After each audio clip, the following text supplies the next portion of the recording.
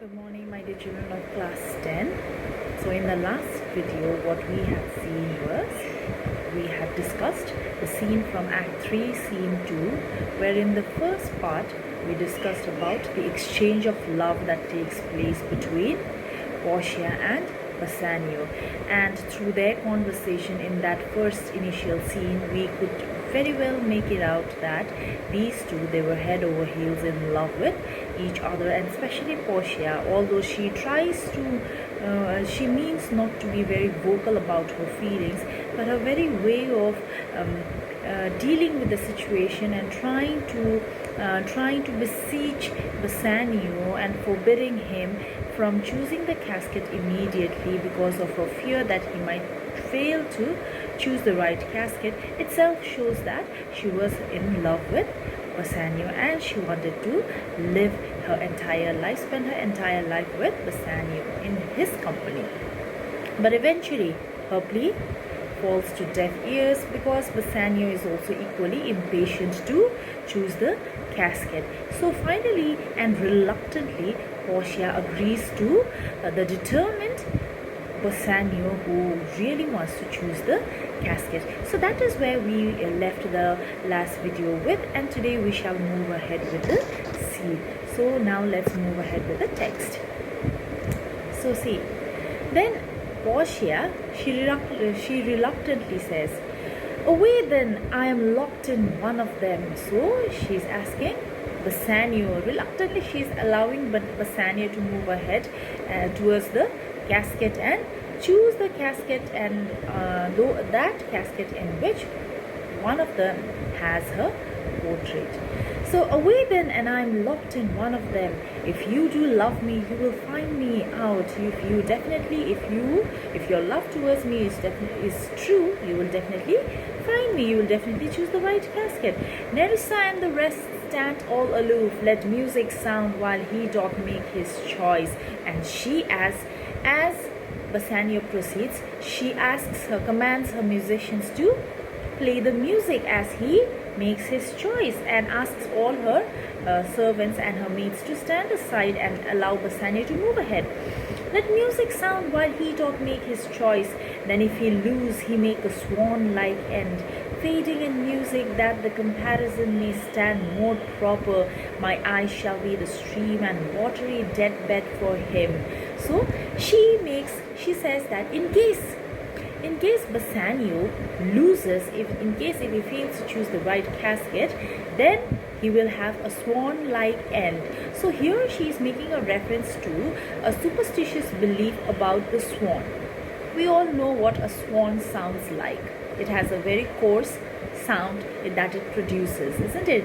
But there was the superstitious belief then that the swan, once in its lifetime, would sing very beautifully in a very beautiful voice, and that time would be the time of its death.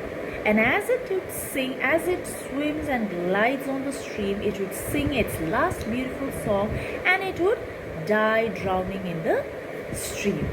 So she is comparing that, she says that, she compares that music that is being played out there, the music that she commands her musicians to play, she compares that beautiful song, this beautiful but the sad song of the swan, to that of the music that she commands her musicians to play. So she says that in case if Bassanio fails, then the music will sound like the music that was the song that is played by the swan, and Bassanio will have a swan-like end, and Bassanio will die. Bassanio, in the sense that not that Bassanio will literally die, but Bassanio will lose her forever, and her eyes, and that would sadden her so much that definitely it would make her cry, and her eyes, her tears would be the watery deathbed for Bassanio.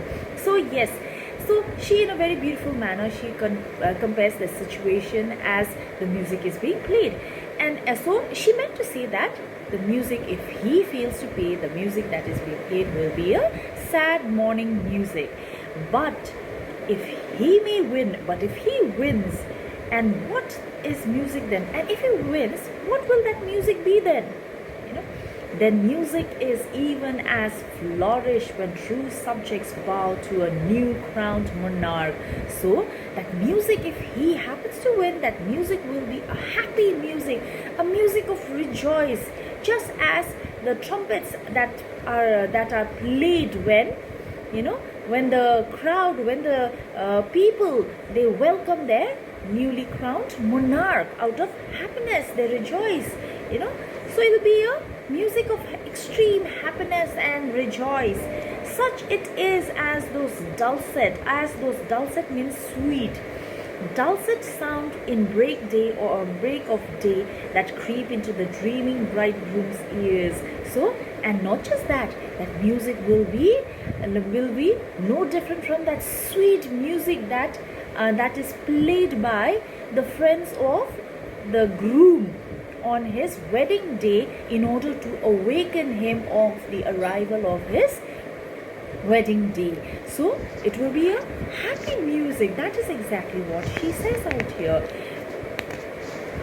And that happy music will happen to be a happy music if Bassanio will successfully choose the right casket and summon him to marriage. Now he goes now. So now, as she says, we get an idea of what is happening out there as she speaks. So we get an idea that Bassanio is proceeding towards the 3 caskets. Now he goes with no less presence, with no less dignity, but with much more love than young Alcides. Alcides here is referred to Hercules. It is the another name of Hercules. So when he did redeem the virgin tribute, redeem here means save. When he saved the virgin tribute paid by howling Troy to the sea monster. So now she is Portia is making a reference to a mythical story that happened, an incident that happened in Troy, where in Troy the Trojan king was cursed by the god of sea for not the god of sea. Actually, what had happened was the god of sea was supposed to receive annual wage from the king of the Troy, but on that one fine year he failed, the god of sea failed to receive, and because of that, out of rage, out of anger, the god of sea set a curse on that island, on that kingdom of Troy, where a sea monster would devour that kingdom, devour Troy, the entire devour the entire city, in case they do not sacrifice a virgin mate. All right. So then what happened was that many maidens were sacrificed. Many maidens were already sacrificed, and during one unfortunate year, it happened to be the turn of the princess of that city, the princess of Troy, Hesione. Her name was Hesione. So then what happened was she was tied at the edge of the rock, waiting for the sea monster to devour her. So, and at that point of time, fortunately, Hercules happened to pass by that city, and after hearing of this incident that was about to happen, Hercules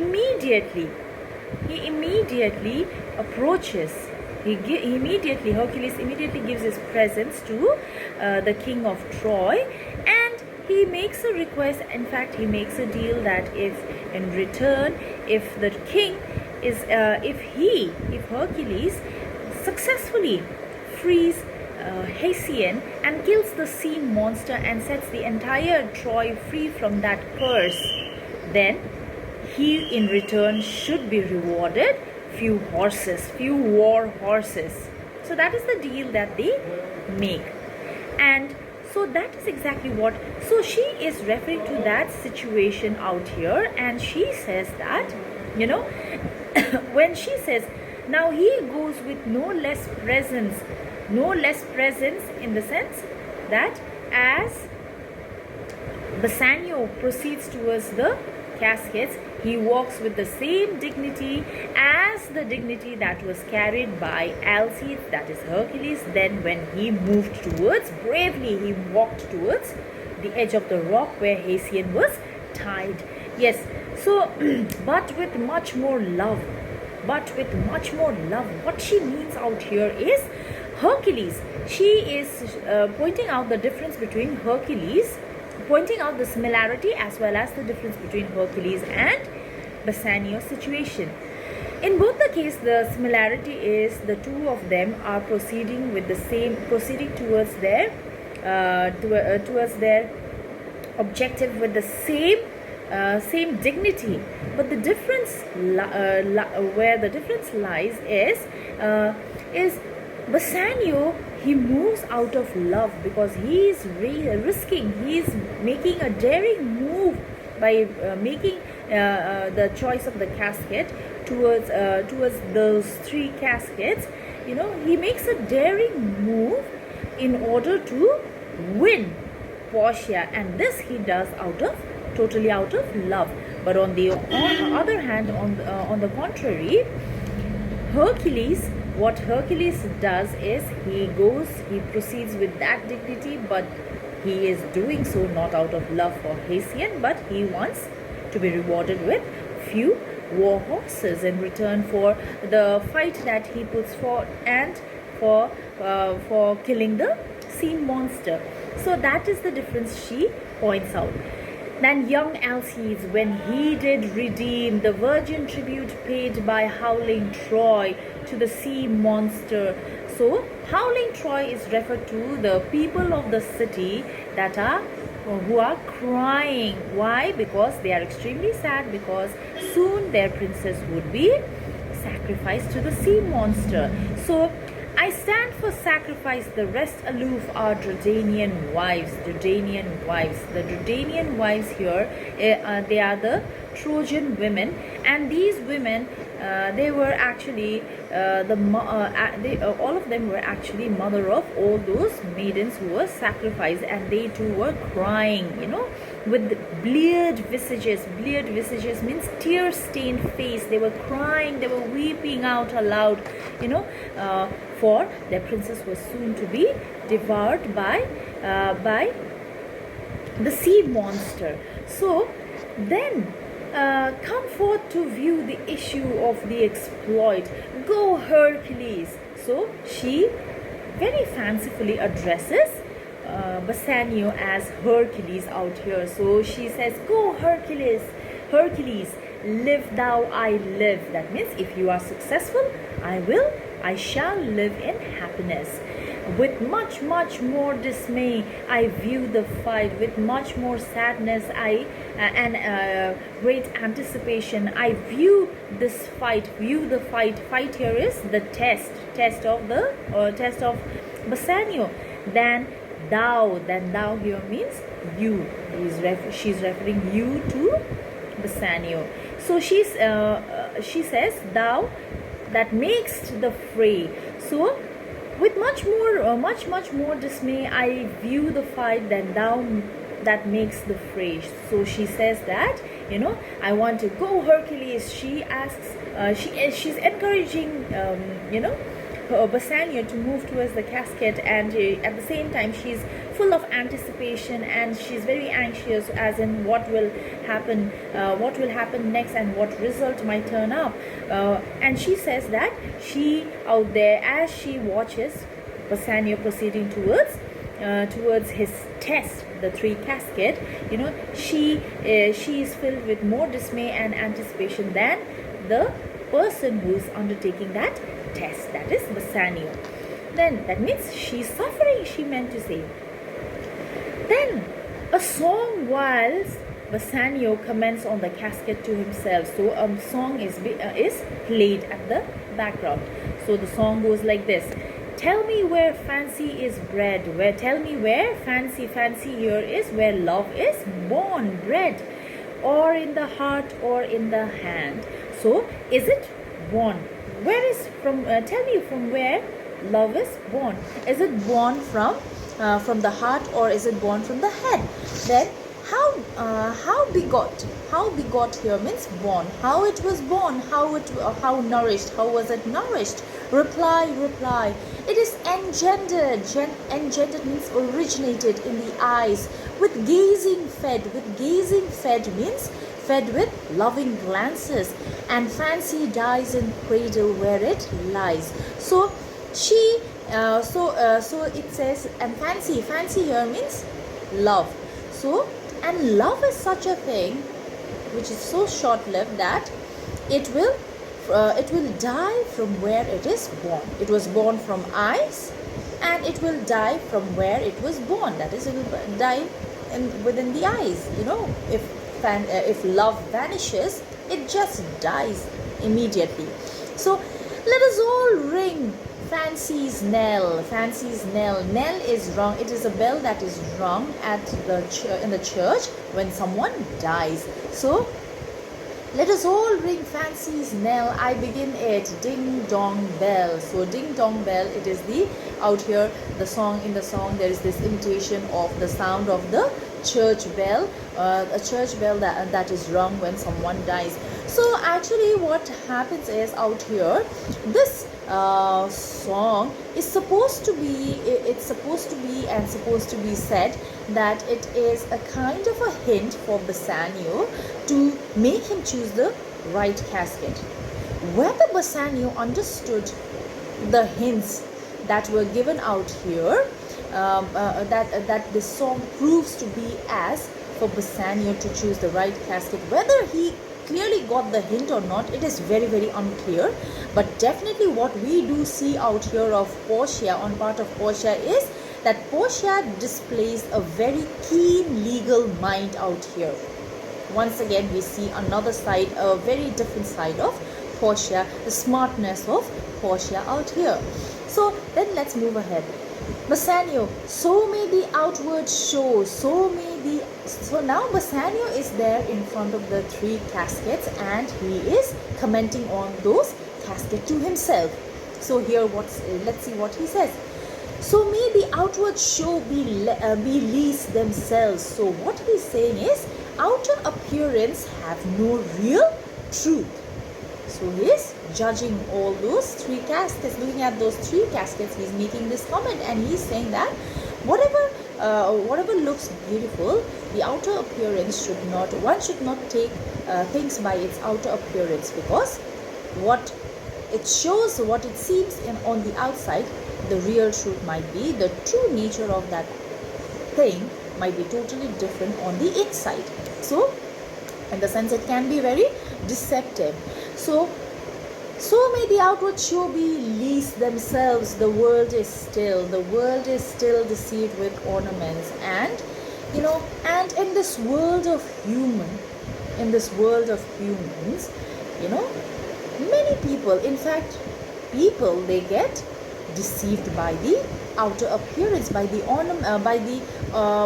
ornamental outer appearance of things. They get deceived. That is what Bassanio is saying out here.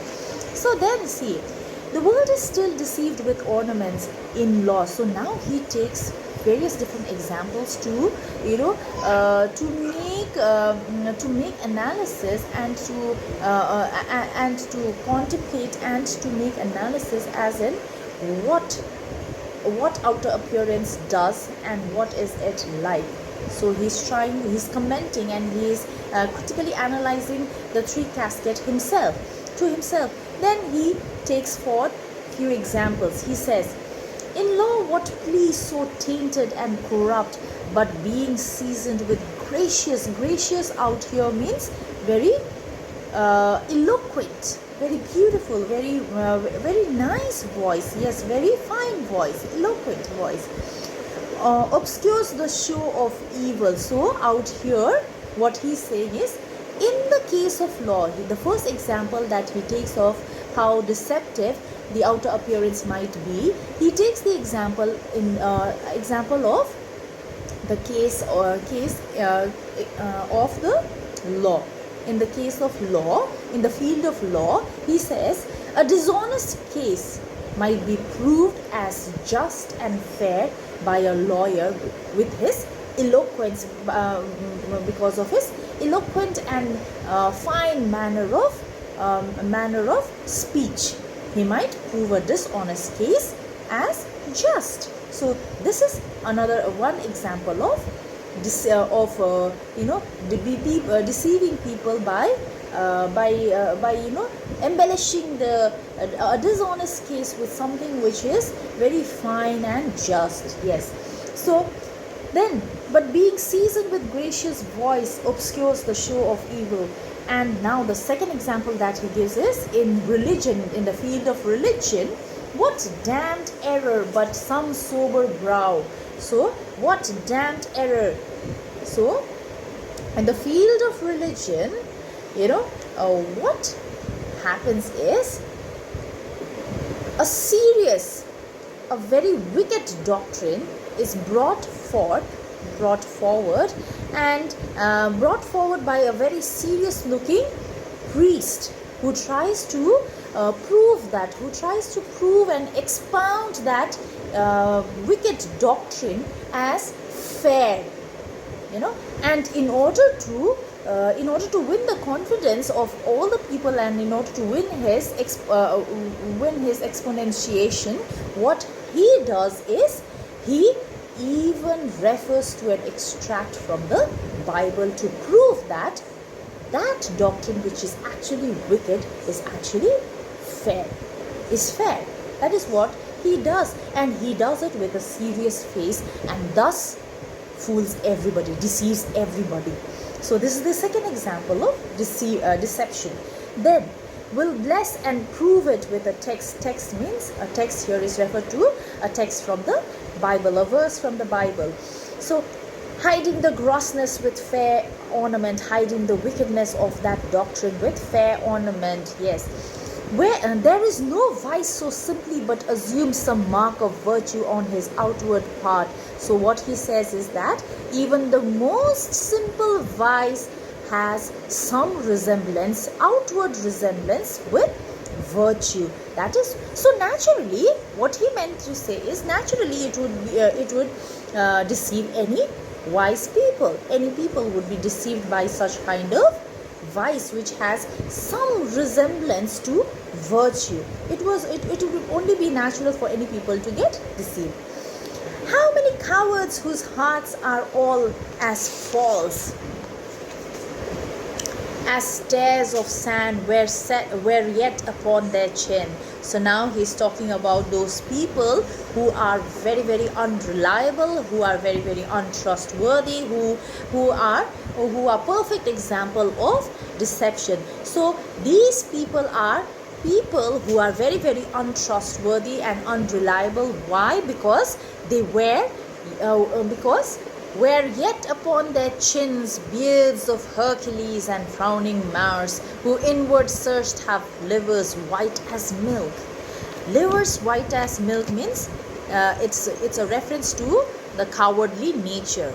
That means the person who carries, it was believed during the Elizabethan time that the liver was supposed to be the seat of courage, and those who carried red liver, they were regarded as courageous, and those who carried white liver, they were regarded to be cowardly. So here he makes reference to another set of people who are untrustworthy and unreliable, and who deceive people by growing beards. And during the Elizabethan time, growing of beard was regarded as something very manly and something that only brave and courageous people would do. And Bassanio says that there are people who are actually unreliable and untrustworthy and who are cowardly on the inside, but yet they try to deceive people by growing beard and an attitude like that of Hercules and Mars, the god of strength, god of war.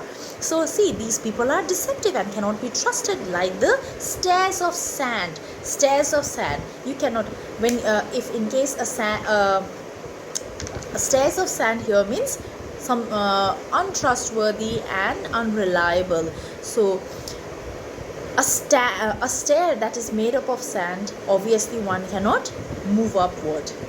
The minute you step on it, it will crumble down. So that he is regarding, that very nature of it, nature of the stairs made up of sand, he is regarding as untrustworthy. Obviously it is untrustworthy and unreliable.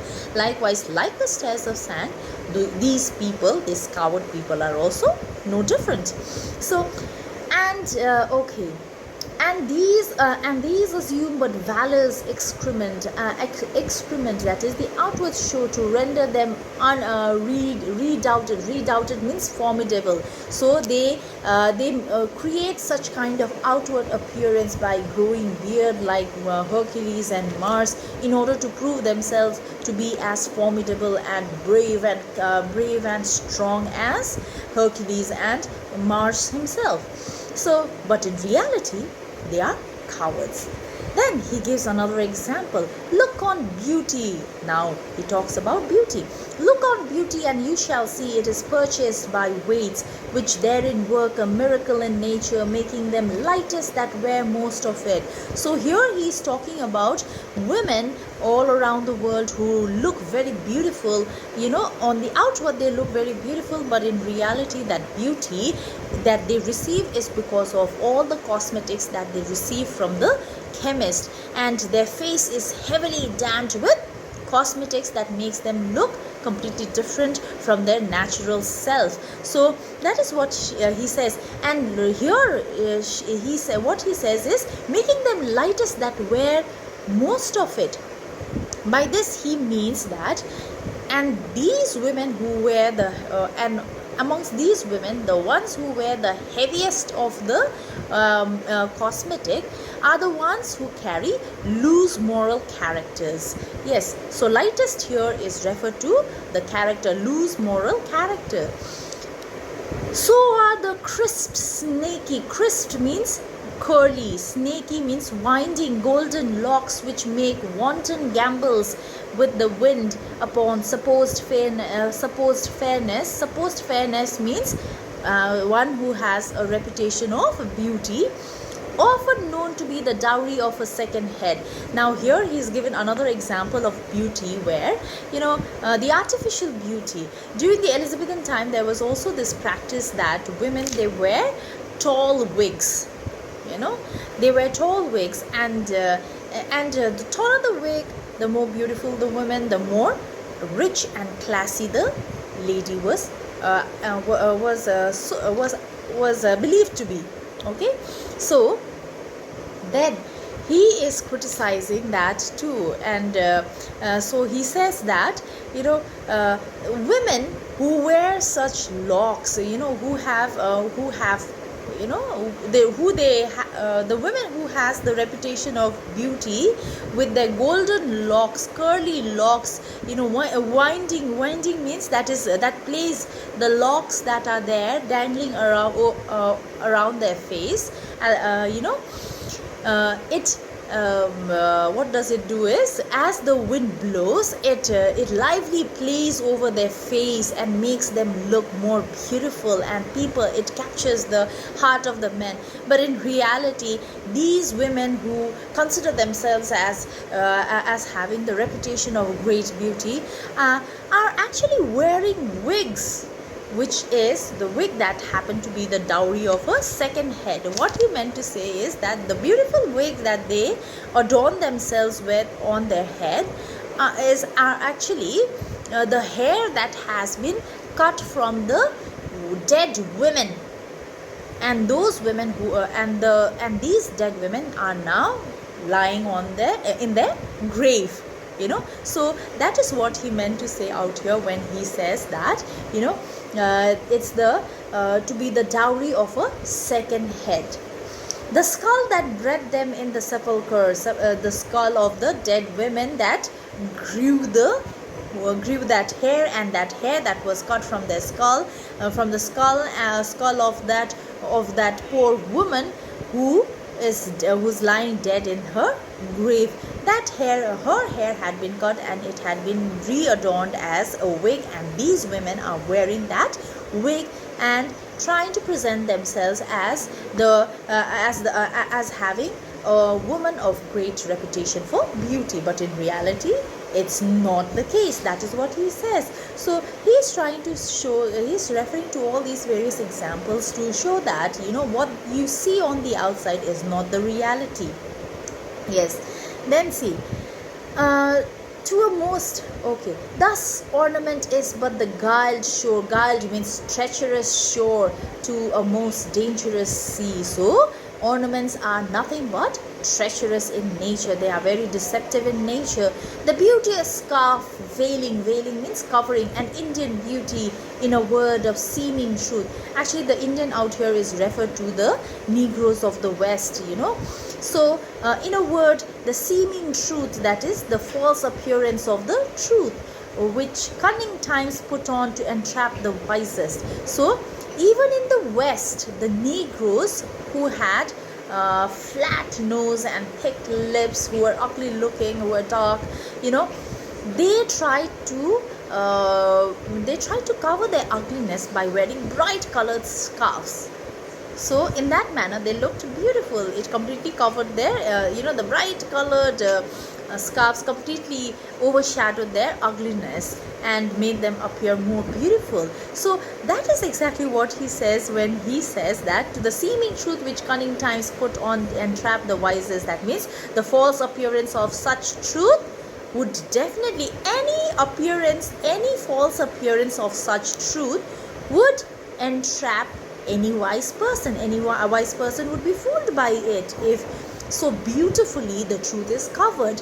Then therefore thou gaudy gold, thou gaudy means showy gold. So after having analyzed all the deceptive nature of beauty, the outer exterior, and the inscription written on top of the gold casket, he refers, thou gaudy gold, he's referring to the golden casket, thou gaudy gold, showy gold, hard food of Midas. Midas is another story where a king was blessed with a boon where anything he touches would turn into a gold, until even the food that he touched turned into gold and he nearly starved to death. So he is referring to that, and he says that, that showy gold which King Midas could not eat, which nearly took away his life, which made him almost starve to death. I will none of thee, nor none of thee, thou pale common drudge. So he says, so I reject you. I will not choose you, gaudy gold, and nor will I choose you, pale drudge. Pale drudge out here means slave. Why? Because silver coin at that point of time was used by all the people for money, for business purpose, and it used to be used mainly for business purpose, and because of which it was very common in everybody's hand. So that is what he is saying out here. So he rejects even the silver. Then none of thee, thou pale common drudge, between man and man, but thou meager out here means of little value. Yes, lead, which rather threatenest than thou promise aught. Thy paleness move me more than eloquence, and here I choose joy be the consequence, and gives the key. And so he finally decides to choose the lead casket, for he feels that it is it is of less value. It is not as eloquent. The words inscribed on the lead value is not as eloquent as inscribed in the previous two casket, that is lead and gold, silver and gold casket. So he rejects both silver and gold casket, and he decides to choose the lead casket. And maybe he might have related his situation with that of lead, which is less valuable, and his situation where he has almost nothing. In fact, he has nothing. he is there all because of Antonio. So yes, so maybe because of that too, he might have related himself, he might have found similarity between himself and that of the lead, and thus he decides to choose the lead casket. And definitely, who is very happy at the sight? Obviously Portia, and for that we shall see in the next video. So till then, stay tuned, children. I would want all of you to take your text in your hand as you go through this video, and whatever meaning and reference that I have made, I request you all to jot it down, so that it would be of great help for your future reference. Thank you very much, my dear children of class 10.